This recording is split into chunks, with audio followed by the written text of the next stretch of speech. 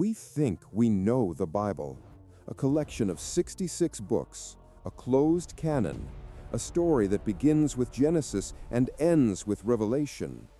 For 2,000 years, this collection has been the cornerstone of Western civilization, shaping laws, ethics, and our very understanding of the divine. We believe the story is complete. But what if it isn't? What if a crucial chapter was torn out? A text so foundational, so explosive, that the apostles themselves read it, quoted it, and believed it, yet it was deliberately erased from the final cut. This isn't conspiracy theory. This is history. This is the mystery of the Book of Enoch, the most important book not in the Bible. Today, we aren't just reading an old text, we are opening a case file. We will investigate why this book was suppressed. What dangerous secrets did it contain about the origins of evil, the nature of angels, and the end of the world? And perhaps most importantly, who had the power and the motive to ban it? The story we found is not the one we were told. Before we can investigate why it was banned, we must first understand what it is. The Book of Enoch is not a single book. It's a collection, a library of 5 distinct works, all bound together under one name. It's an ancient Jewish apocalyptic text, attributed to a man who predates almost every other figure in the Bible, Enoch. In the book of Genesis, he is a fascinating footnote, a man who lived 365 years. But in Genesis chapter 5, we are told something unique. Enoch walked faithfully with God, then he was no more because God took him away. Everyone else died. Enoch was taken. He did not die. He was, according to tradition, brought directly into heaven, alive. This makes him one of only 2 people in the Old Testament to escape death. And because he was the first, it made him the perfect figure to receive divine revelation. The Book of Enoch is his testament. It claims to be the story of what he saw, and what he saw was terrifying. The book opens in a world teetering on the brink. This is the antediluvian world, the world before Noah's flood. And in Enoch's telling, the flood wasn't just a response to human sin. It was a response to a celestial crime. Enoch describes a group of angels, 200 of them, known as the Watchers. They were sent to earth to look after humanity, but they did not watch. Instead, they lusted. Led by an angel named Samyaza, they made a pact. They descended on Mount Hermon, took human women as their wives, and broke a divine law. This was not a simple fall. It was an infection. According to Enoch, these watchers taught humanity forbidden knowledge. Azazel, one of the leaders, taught men the art of war, how to forge metal into swords and shields. He taught women the art of deception, cosmetics, jewelry, and the witchcraft of the eyes. Other angels taught astronomy, sorcery, and the secrets of the elements. It was the original forbidden fruit, given not by a serpent, but by the angels themselves. They corrupted humanity from the top down, and from this unholy union, a new race was born, the Nephilim. In Genesis, they are mentioned in one vague, chilling verse. The Nephilim were on the earth in those days, when the sons of God went to the daughters of humans and had children by them. But Enoch gives us the full, horrific report. His Book of Giants describes them as a race of colossal, hybrid beings. They were titans, and they had an insatiable, ravenous hunger. They devoured all of humanity's crops. When the crops ran out, they turned on the animals. When the animals were gone, they began to eat the humans themselves. The text is graphic. It speaks of violence, cannibalism, and blood. The world was not just sinful, it was being consumed. This, Enoch reveals, is the true reason for the Great Flood. It was not a reset, it was a sterilization, a desperate act by God to wipe the earth clean of this angelic contamination and the monstrous race it had spawned. Enoch doesn't just look down. He is also taken up.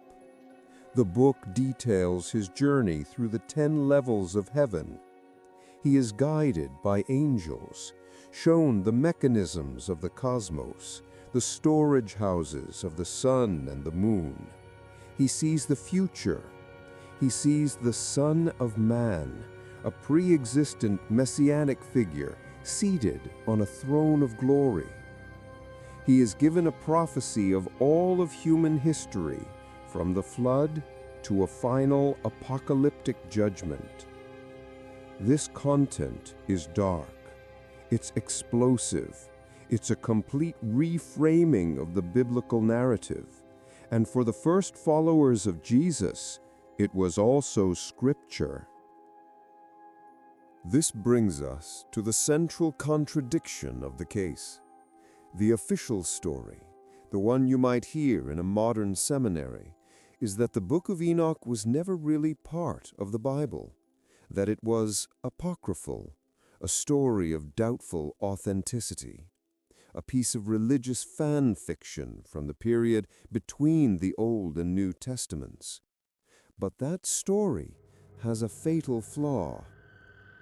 If this book was just fiction, if it was always considered false, why is it quoted directly inside the New Testament? We turn to the book of Jude, a short, fiery epistle tucked near the end of the canon. Verses 14 and 15 read, "See, the Lord is coming with thousands upon thousands of his holy ones to judge everyone and to convict all of them of all the ungodly acts they have committed." Jude is quoting someone, and he tells us exactly who. He writes, "Enoch, the seventh from Adam, prophesied about them." This is not an allegation. It's a direct, on-the-record citation.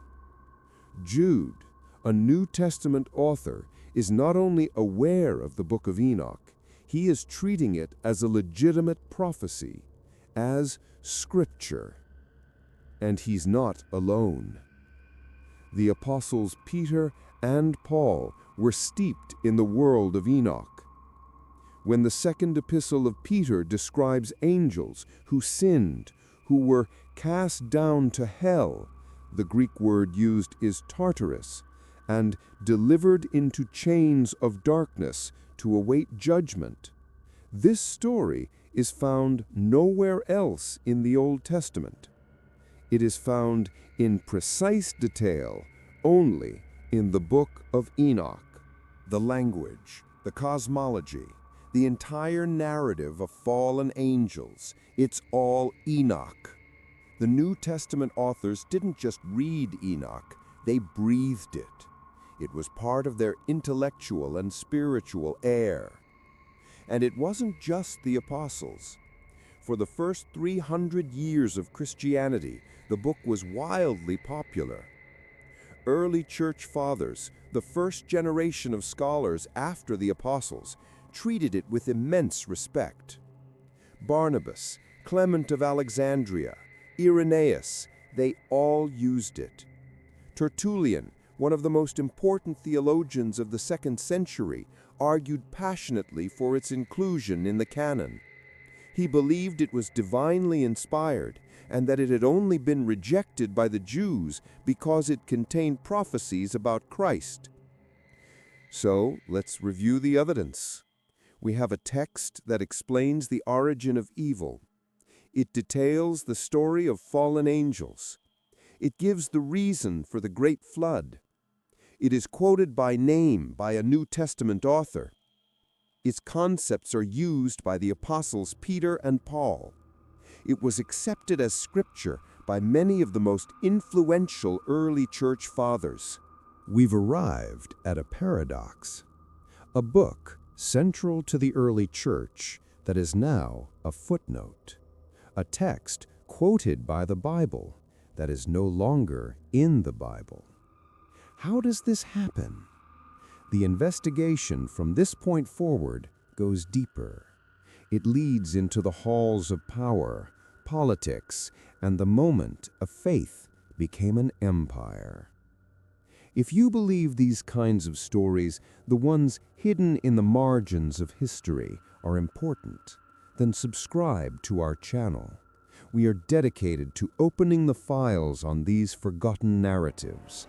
The truth is often more complex than the story we're told. Now, back to the investigation. So, what changed? How does a book go from being holy scripture to forbidden text? How does it vanish so completely that for 1,400 years the entire Western world believed it was lost forever? This is where the story steps out of theology and into power. By the 4th century, the world had changed. Christianity was no longer a persecuted underground movement. It had a new convert, the Roman Empire. In 313 AD, Emperor Constantine legalized the faith. Suddenly, Christianity was on a path to become the state religion. And with that came a new set of problems. The faith needed to be unified, standardized, controlled. A faith that spanned an empire couldn't have dozens of competing texts and 100 different interpretations. It needed one single, official story. The Book of Enoch was a problem. It presented several massive theological and political crises for the new organized church. The first was what we'll call the angel problem. Enoch's story of sinning angels created an uncomfortable question. It suggested that evil originated in heaven, that angels, God's perfect servants, could rebel, fall, and corrupt the world before Adam ever took a bite of the apple. This complicated the entire narrative of the fall of man. The emerging dominant theology, the one taught by Augustine and others, needed a cleaner, simpler story. It needed evil to originate on earth with human disobedience, with Adam and Eve. Why? Because if sin started with Adam, the church could position itself as the solution to that sin. It holds the keys to salvation from a human-made problem. But if sin started with celestial beings, with a cosmic war far beyond human control, the problem is more complex. The church's role as the sole mediator of salvation is threatened. Enoch's narrative was too messy. It was too dark. It raised questions the new, streamlined church did not want to answer. It was simply easier to remove the text that raised the question. The second motive, the Son of Man problem. In the Book of Enoch, Enoch has a vision of a celestial figure, a being of righteousness who exists before the world is created, a figure who will judge all of creation at the end of time. Enoch gives this figure a title, the Son of Man. For the 4th century church, this was a profound challenge. That title, the Son of Man, was one Jesus used for himself. But Enoch's book was written centuries before Jesus was born. This meant that either Jesus was quoting Enoch, or Enoch was a genuine prophet who had described Jesus with perfect accuracy. Both options were problematic for a church trying to establish the unique, singular divinity of Jesus Christ.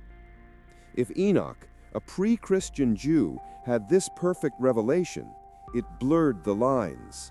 It challenged the church's monopoly on the good news.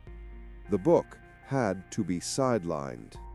The third and most practical motive, the politics of control. As the 4th century progressed, a series of powerful councils were held: Nicaea, Laodicea, Hippo, Carthage. These councils were where the bishops and political leaders of the faith gathered to settle disputes. And the most important dispute was this: what is in the Bible and what is out. This is where the canon, the official closed list of books, was born.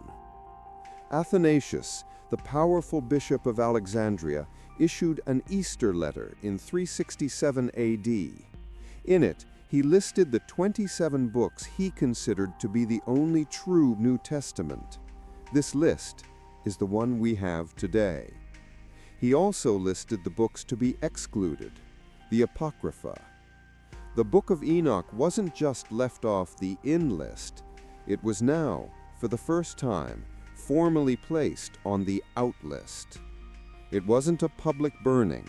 There was no single dramatic moment. It was a quiet, bureaucratic erasure. The book was labeled heretical, not because its content was new, but because it was now inconvenient to the new, unified power structure. Local churches were instructed to use only the canonical books. Scribes were instructed to stop copying the others. And in a world without printing presses, to stop copying a book was to kill it. The book was banned. The case was closed. And for over 1,000 years, the Book of Enoch vanished from the Western world. It was known only through vague references in other texts. It became a boast, a rumor of a lost chapter. It seemed the erasure was successful. But you cannot erase an idea forever. The story should have ended there, but it doesn't. Because in one corner of the world, in a place shielded from the politics of Rome and Constantinople, the book was never banned. It was never lost. It was never even questioned. In the high, ancient mountains of Ethiopia, the book was, and still is, part of the Bible. The Ethiopian Orthodox Church, one of the oldest Christian churches in the world, has a canon that is different from the rest. It's larger, and it includes, as it always has, the full Book of Enoch. They preserved it. They copied it by hand for centuries in the ancient Ge'ez language. They protected the missing file, while the rest of the world forgot it even existed. For centuries, rumors of this Ethiopic Bible drifted back to Europe, but it was dismissed as legend until 1773. A Scottish explorer named James Bruce, on a quest to find the source of the Nile, journeyed deep into Ethiopia.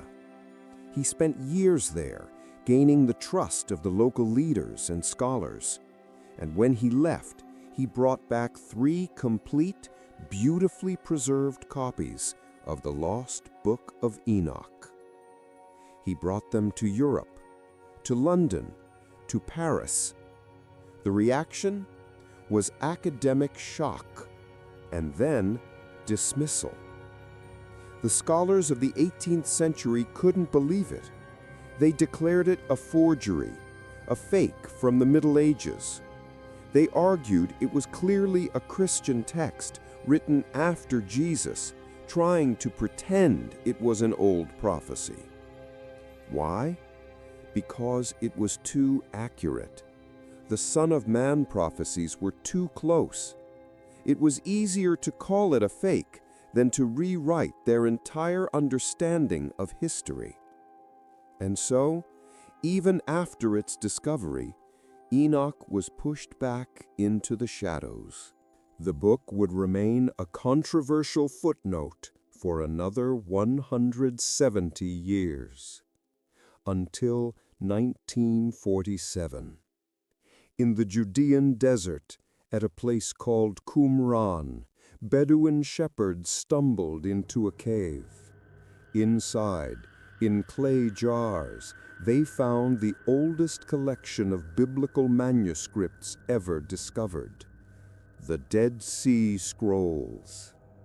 This was the library of a Jewish sect, the Essenes, who had lived there at the time of Jesus. And as archaeologists painstakingly unspooled these 2,000-year-old fragments, they found the entire world of the Bible. They found fragments of Genesis, of Isaiah, of Psalms. And then they found him. Not just one copy, not just a reference. They found 10 separate Aramaic manuscript fragments of the Book of Enoch. The case was instantly closed. The Dead Sea Scrolls proved beyond all doubt that the book was not the medieval forgery. It was ancient. It was pre-Christian. It was written in Aramaic, the language Jesus spoke. It proved that the Jewish community at Qumran, the community that produced the Dead Sea Scrolls, was reading, copying, and revering the Book of Enoch as scripture. It proved that James Bruce was right. It proved that the Ethiopian church was right. It proved that Tertullian and Jude and Peter were right. The book was real. It was ancient. It was read by the apostles. And it was suppressed. So we return to the file. Why was the Book of Enoch banned from the Bible? The official story says it was never truly divine, that it was a work of pseudepigrapha, a text with a false author. But the evidence we've reviewed suggests a different motive, a human motive. The Book of Enoch wasn't banned because it was false. It was banned because it was dangerous. It was dangerous to the simple story of Adam's sin. It was dangerous to the new, centralized power structure of the 4th century church. It was dangerous to the men who needed a clean, simple, controllable narrative to unify a Roman Empire. Enoch's story of cosmic rebellion, of divine secrets, of angelic sin, was too complex, too challenging, and it gave too much authority to a time before the church. So, it was erased. The Book of Enoch is a powerful reminder that history is always written by the victors, and that the Bible, as we have it, is not just a story of faith.